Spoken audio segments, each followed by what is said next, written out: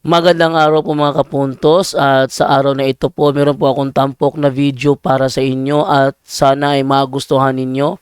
Kaya sa mga bago pa po sa aming channel, please po don't forget to hit the subscribe button at ang notification bell para maging notified kayo sa bawat video na ilalabas ko sa channel na ito. At bilang kahilingan po ng punto por punto team at naway maintindihan po ninyo, sana po wag nyo pong i-skip yung mga ads sa aming mga video. Sa maliit na bagay na po na yan, malaking tulong po yan sa ating programa at sa ating ministry. Sana po maunawaan po ninyo. Maraming salamat po, kaya wag na po natin patagalin. Simulan na po natin.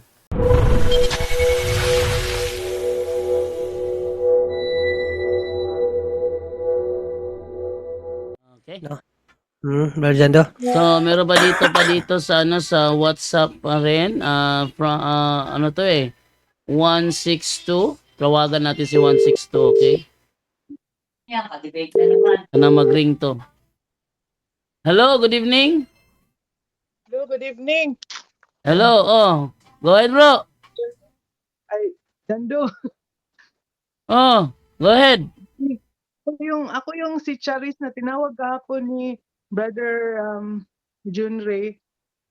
Dali Charis. lang, bro, kay Siya yung walang audio kagahapon. Brother Jando. Oo, ako yung wala pong audio. Sige kapatid, ngayon ka na lang magtanong bro. Sige, Sister. Sige, go ahead. Oo. Good evening po sa lahat. Kasi kahapon po yung topic po ba, Brother Jun Ray, about sa yung kasalanan yung hindi ka mag-correct doon sa ibang tao regarding sa katuruan natin. Actually na ano ko na to na confess ko na sa pari ba kasi nga yung landlord ko dito, Ricky Healer, siya din yung parang naka-open dun sa doorway kung bakit ako na-oppress. Pero maganda yung relationship namin ng family, parang family na rin nila kami. Kaso, kasi kaka-start ko lang ba na matutunan yung teaching sa Catholic Church. Hindi pa talaga ako ready kahit dun sa side ng husband ko na talagang naniniwala sa mga albularyo, tapos mga ganun. Hindi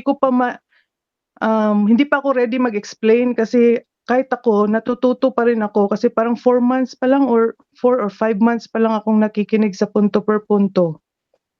So, kinonfess ko po sa pare kasi sabi ko, feeling ko para akong ang tawag dito yung witness sa isang crime na hindi ako nagsasalita kasi alam ko na mali yung ginagawa niya. Ang advice sa akin nung pari dito is focus on yourself, sabi niya, and pray for them. Yun yung ano niya. So ang tanong ko lang po kasi, hindi talaga ako ready, number 1. Number 2 po, ang hirap mag-explain kasi hindi naman sila naniniwala sa Bible kasi wala silang religion. So hindi ko po alam kung saan uumpisahan pag-explain. At tapos naisip ko po, Brother John Ray, kung pwede kong gamitin yung deliverance book ni Father Sikia kasi nandun po yung list sa likod ng mga bawal, di ba? Yung mga occult practices. Pwede ko bang, pag sinabi niya na pwede niyang basahin, pwede ba yung iwanan sa kanya? Na nandun yung mga... Sister Cha, bago natin ibigay kay Brother Romer, Sister Cha, anong ibig mong sabihin na mahirapan kang i-explain? Gusto mong mag-explain sa amo mo? Ay, hindi po. Landlord po. Siya po yung may-ari. I mean, Lord, mag-explain kayo. Ano ang gusto mong i-explain sa kanya? Regarding po doon kasi Ricky Healer po siya eh. So, gusto mo siyang paliwanagan about sa kanyang gawain? Oo, kasi during po doon kasi nagdalawang session ako sa kanya, Brother John Ray. Yung last na session ko sa kanya, nakakita talaga ako ng mga fallen angel. Talagang yung mukha nila and all. So alam ko na hindi din niya alam yung ginagawa niya ngayon na ganun. So in other words, gusto mo siyang ikatikais about sa occultism na nagawain niya? Oo, yun sana. Kaso number 1, hindi ako ready kasi nga on the process ako, parang on the process ako na natututo din. Number 2, hindi sila naniniwala sa Bible kasi wala silang religion. So hindi ko ma-quote yung mga Bible passages natin. Hindi ko alam paano mag-start. Okay, so Tapos yung pangatlo, bro Romer, English speaking, anong ika-advise mo nahirapan dyan, bro? Okay, so sa gano'n na sister, na Opo. wala siyang religion, tapos nagpa-practice siya ng Reiki healing ba yan? So, ang Opo. maipapayo ko po sa iyo, kasi na-open ng third eye mo dahil sa kanya, huwag mo muna, Opo. ipagdasal mo muna. Kasi unang-una, kapag dinerecho mo siya, tapos meron ka pang harassment, sigurado ka po, bubugbugin ka talagang demonyo. Baka hindi mo makaya yung retaliation. Kasi may nangyari ako na meron akong pasyente dun sa Bohol, kumpiyansa siya. Yung pag-deliverance ko, sabi nga ng demonyo, Romer, kilala kita. Papalayasin mo na naman kami ngayon. Sabi niya, ako ang mangkukulam na si ganito, nandun ako nakatira sa pupunta ako dito, manghingi ako ng tawad sa'yo, basta wag mo kaming palayasin. Yung sabi ng demonyo. So, nung hindi na siya nagre-react sa deliverance, nung pagpunta na niya doon sa kamag-anak niya, doon sa Bohol, taga Bohol man siya, Dimia, merong mga Opo. anting-antingan, yung may mga habak na kamag-anak niya. Tapos, dahil sa kampante siya, binigyan niya ng exorcism oil. Krinusan pa niya yung yung asawa ng merong mga habak, kasi yung kaibigan niya yun, o parang kamag-anak, krinusan niya, ganyan. Alam ninyo, pagbalik niya, nag-wild siya ulit. Bakit? Kasi na-retaliate siya. Kasi ongoing pa yung liberation niya, pero ang ginawa niya, tumulong siya. So wala namang kasalanan sa pagtulong, di ba? Kaso lang, Opo. kapag ka nasa journey ka pa ng liberation, kailangan mo talaga na careful ka doon sa ginagawa mo. Unahin, yun ang yun ang advice namin sa lahat ng pasyente namin, na kayo mismo na nasa atake pa ng demonyo, wag kayong lalapit sa mga tao na sanhi ng inyong harassment, sa mga merong habak. So yung sa Reiki, kasi atheist din yan, walang religion din, hindi natin alam kung anong estado niya. So kapag sinabihan mo talaga anong ginawa mo, talaga baka hindi mo kaya yung retaliation, baka madelikado pa yung buhay mo, kasi prone ka pa niyan kasi hindi pa na-close yung mga doorways ng demonyo sa buhay mo. So ang kailangan po natin ipagdasal, kasi walang imposible sa dasal. For example, ang pinaka ina-advise namin, yung alam nyo yung Chaplet of Divine Mercy, yung sinabi yung sa for the sake of his sorrowful passion, have mercy on, yung sino yung pangalan ng Reiki healer, have mercy on Tarpulano and on the whole world. So ipagdasal mo sila palagi. Kasi the more you pray, na i-enlighten sila. Kasi ang mga demonyo kasi is practical. Kapag binanatan mo sila na wala ka pa sa hindi ka pa na-liberate, delikado ka niyan. So ang may advice ko sa iyo ngayon, more on prayer. Huwag kang umatake doon sa kalaban na alam ng mga demonyo na meron silang yung nakikita mo yung Detective Conan, yung ganyan. 'Di ba, kapag nilalagyan nila ng GPS yung mga yung mga suspect, nilalagyan ng GPS. So alam ng naglalagay kung saan sila. So ganyan po yung mga demonyo Alam nila yung lahat ng galaw mo, kasi open yung third eye mo Teleconference yan ng demonyo, yung third eye. So kahit na anong gagawin mo, delikado ka niyan. Nalalaman nila yan. So kapag nandun ka pa sa harassment, kasi mas maganda po yung personal deliverance. Kapag kaya mo naman na hindi ka naman masyado nagre-react kasi oppression lang, pray, deliverance. Basta i-process mo yung sarili mo muna, umpisal yung sa sakramento. Tapos pagka mo yung deliverance ka ng deliverance, hanggang sa ma-close yung occult third eye mo. Kasi yan ang ginagamit din ng demonyo. Kasi kapag ka nagamit mo na yan, yung rooted na yan sa sarili mo yung third eye, matagal din ang process kapag ka hindi ka marunong mag-process sa sarili mo. So kailangan na more on patience din. So more on patience, more on love, more on prayer. Yan ang pinaka-importante.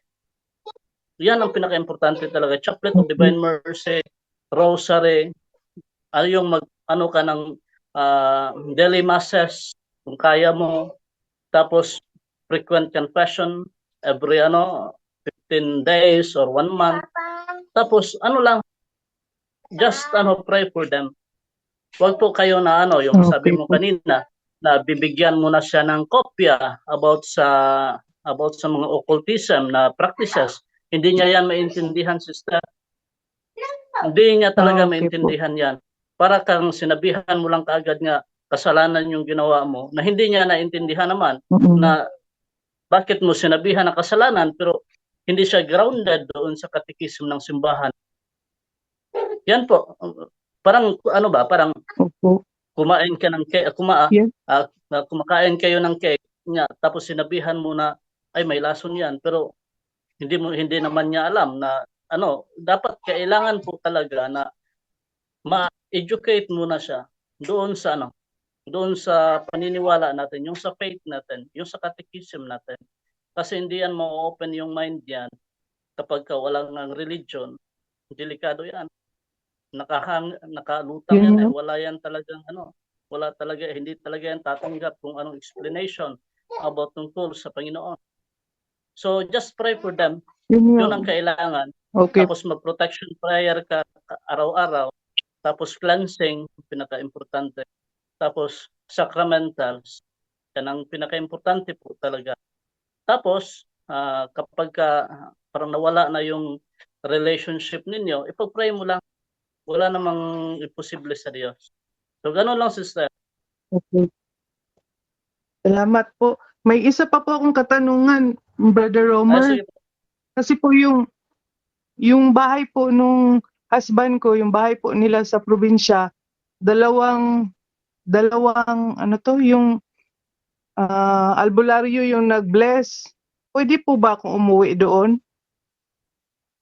Na-open yung third eye ko? Albularyo nag-bless. So, kapag ganyan, sister, yung sinabi ko na kanina, kapag ka nagre-react ka doon sa mga lugar na contaminated, huwag po muna.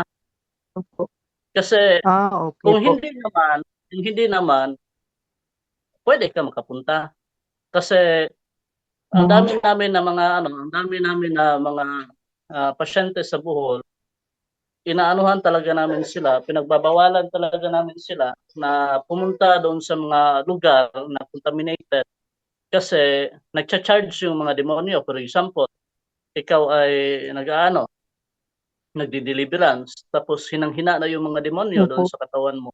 Tapos pagka pumunta ka or nakisama ka doon sa mga tao na albularyo or sa mga contaminated na lugar or haunted houses. So, magre-react ka doon.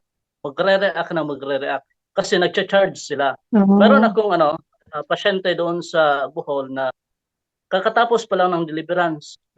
Lantang-lanta na talaga siya. Pero anong nangyari? Nilapitan siya ng isang poses. Tapos nung paghawak doon sa kamay, sabi ko, wag mong hawakan. Hinawakan niya talaga. Paghawak sa kamay, alam yung nangyari. Grabing wild. Anong sabi ng mga demonyo? Pasalamat kami sa babae na yan. Kasi imbis na million lang kami, naging zillions na kami, trillions na. Ang dami nang pumasok. Binuksan yung pinto. So delikado po yan kasi nag-a-absorb sila. Sila ng mga demonyo doon sa katawan mo. Kung hinang-hina na yung demonyo sa katawan mo, dahil sa deliverance, maghahanap yan ng pamamaraan na lalakas sila ulit sa pamamagitan ng papapuntahin ka doon sa mga bahay na infested. Kasi once nandun ka sa teritoryo nila, maa-absorb mo yung mga demonyo at lalakas sila. Yun nga, yung advice namin, hindi tineterminate, wala tinerminate talaga namin doon sa Office of Exorcism sa Bohol. Dalawa. Bakit? Yung isa, mangkukulam, yung isa, grave oppression. So, nagsasama sila palagi. Yung mangkukulam siya ang nag-aano sa kanya na putulan mo yung buhok mo, ito ang iano mo, ito ang isuot mo, ganito ang kainin mo, ganito kasi bagay sa iyo.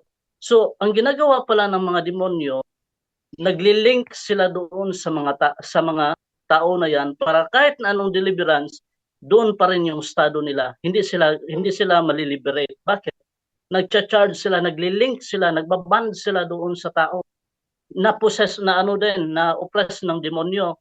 So kahit na anong deliverance, walang mangyayari kasi nagcha-charge yung mga demonyo doon sa kanila. Kaya nga, kasi ang tigas ng ulo, nagsasama pa rin sila kahit na saan, nagbaband na yung demonyo, wala na, tinerminate namin. Kasi kahit na anong deliverance, magre-react lang yan, wala, hindi aalis. So mag-ingat ka po kasi na-open yung third eye mo, mag-iingat ka sa mga lugar na prone na magcha-charge yung demonyo.